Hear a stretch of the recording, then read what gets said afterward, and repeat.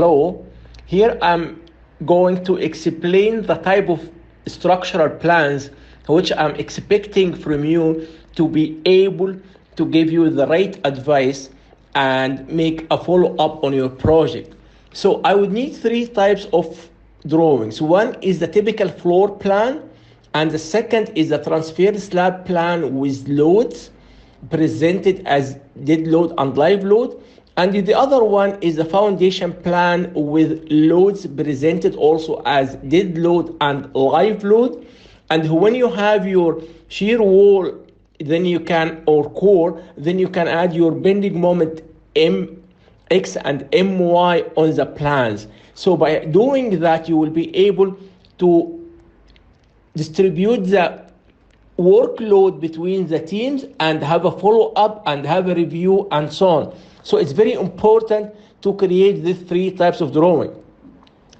And in this section, I am going to show you in this small model, you have here a column which is not continuous. So the load of the column will be transferred through the floor slab. And to be able to do that, I would need to have next to this column and the other columns, especially the discontinuous column, the dead load and live load next to it.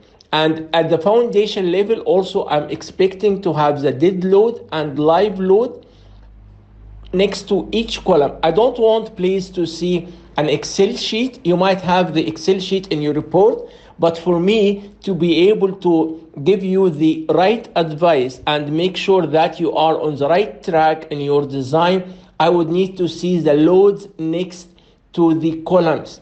So in the typical floor plans, I would need to see the dead load and live load with the grid lines and the distance between them. And at the transfer slab level, I would need to see the same thing.